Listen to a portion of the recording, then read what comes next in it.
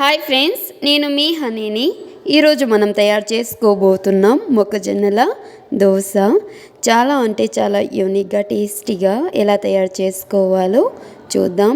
Within 10 minutes సరిపోతుంది. మనకి just మొక్కజొన్నలు ఉంటే సరిపోతుంది. ఎలా తయారు చేసుకోవాలో చూద్దాం. ముందుగా 3 మొక్కజొన్నలు తీసుకొని ఇలా వలిచి డివైడ్ చేసుకోవాలి. ఇప్పుడు మనకి రైస్ కూడా కొద్దిగా ముందుగానే నానబెట్టుకొని ఉండాలి. ఇప్పుడు 1 కప్పు మొక్కజొన్న గింజలు వేసుకొని ఒక 5, 6, 7 గ్రీన్ చిల్లీస్, జింజర్ కొద్దిగా వేసుకొని ఒక 2 చెంచా రైస్ వేసుకొని బాగా పేస్ట్ చేసుకోవాలి.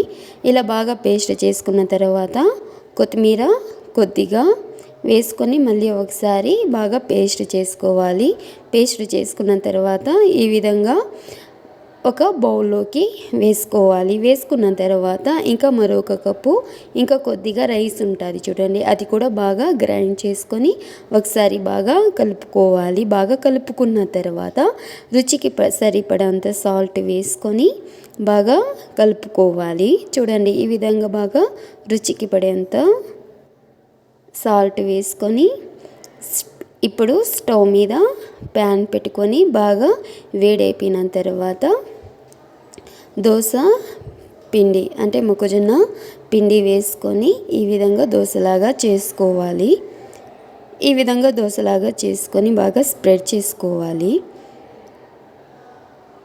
చూడండి, నీట్గా బాగా దోశలాగా చేసుకోవాలి.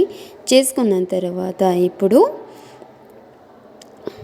మూత పెట్టేసేసి ఒక 5 మినిట్స్ కన్నా ఎక్కువగా కుక్ చేయాలి. చూడండి, మనకి ఇప్పుడు మూత పెట్టేసేసి బాగా కాలనివ్వాలి. ఇంకా ఎక్కువగా కాలనివ్వాలి.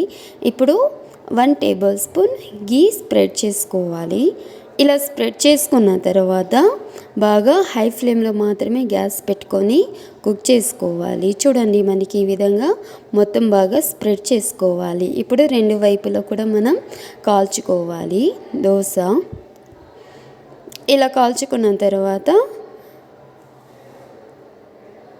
మొత్తం ఒక 10 మినిట్స్ అలా కుక్ చేయాలి. ఒక దోశ 10 మినిట్స్ మొత్తం సరిపోతుంది. అంతే. ఇప్పుడు ఫోల్డ్ చేసుకొని తీసి సర్వ్ చేసుకోవడమే. అన్ని దోశలు ఇదే విధంగా చేసుకోవాలి.